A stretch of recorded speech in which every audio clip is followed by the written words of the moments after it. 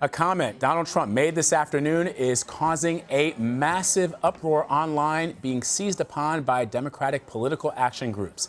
Here's what happened.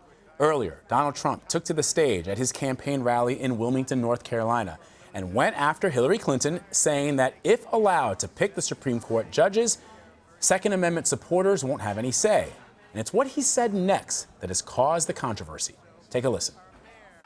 Hillary wants to essentially abolish the Second Amendment. By the way, and if she gets to pick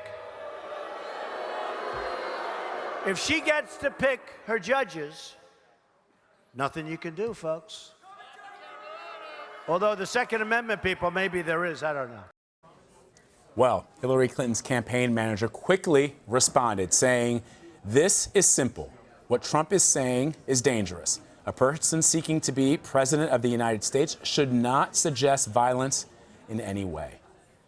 Joining me now is senior political editor Steve Chaggaris. Steve, this is blowing up all over social media, certainly, and it is soon, I'm guessing, given that we don't live in a 24-hour news cycle anymore, we live in a 2-hour news cycle. This is going to, right? This is something that they're going to have to address, and I'm told that he already has. But I want to get your take first. Yeah, I mean, well, my take is that Trump, I think what we've seen on a regular basis since he's jumped into this race last June of 2015 is that he's a terribly inartful speaker when he's speaking off the cuff.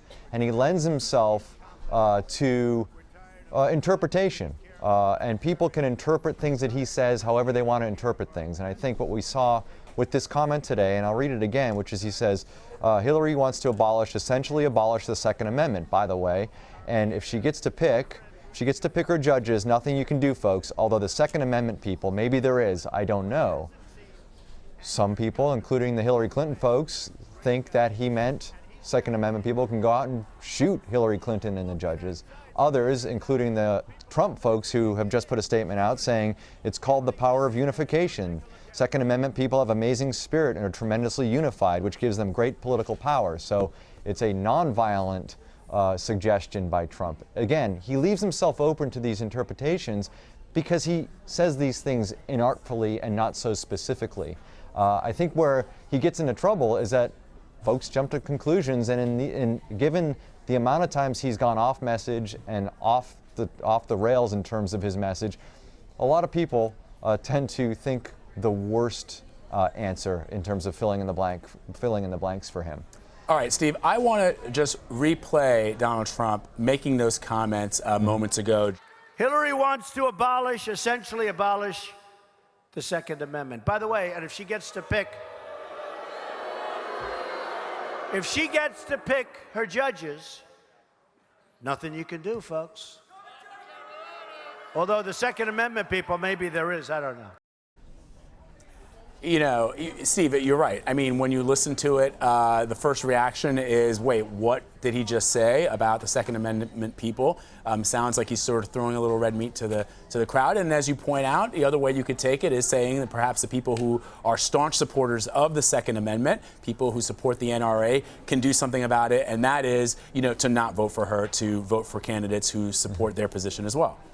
Yeah, I think the problem that Trump's found himself dealing with is that he is an extremely polarizing figure. He always has been. He's even more so now that he's running for president.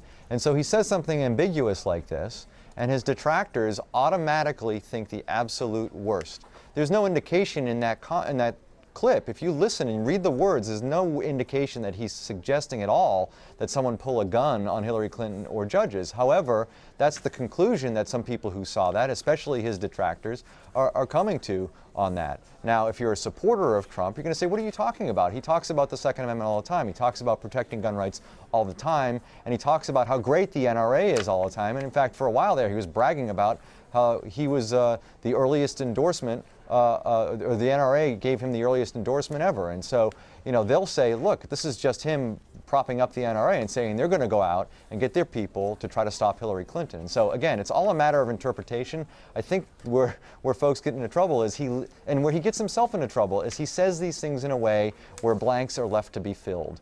And instead of just saying things outright, what he really means, he leaves it up to voters and others to interpret them, and he gets himself into trouble doing that. And I will just quote what the national security folks who released this letter earlier, some 50 of them who say that they are not voting for Donald Trump. At one point in the letter, it says he lacks self-control and acts impetuously. It goes on to say all of these are dangerous qualities in an individual who aspires to be president and commander-in-chief with command of the U.S. nuclear arsenal, basically making the case, Steve, that you just pointed out, that this off-the-cuff remarks that he sometimes makes gets him into trouble, but it also speaks to something that these folks on this letter, who've signed this letter, say makes him dangerous should he win the presidency.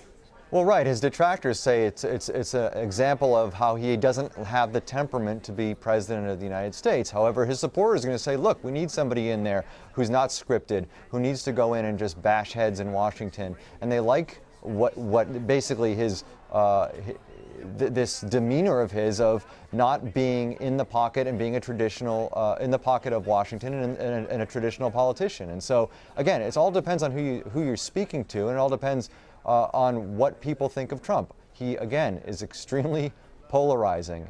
The problem for him these days is it seems like there are more people who are thinking of him and viewing him negatively than positively. And so this is what winds up happening. You leave things up to interpretation, and if there are more people out there viewing you negatively, then that's going to be the louder voice. And so you're starting to see not only Democratic detractors, and you saw the Democrats jump on this comment immediately and get the line out there that he was talking about violence very, very quickly.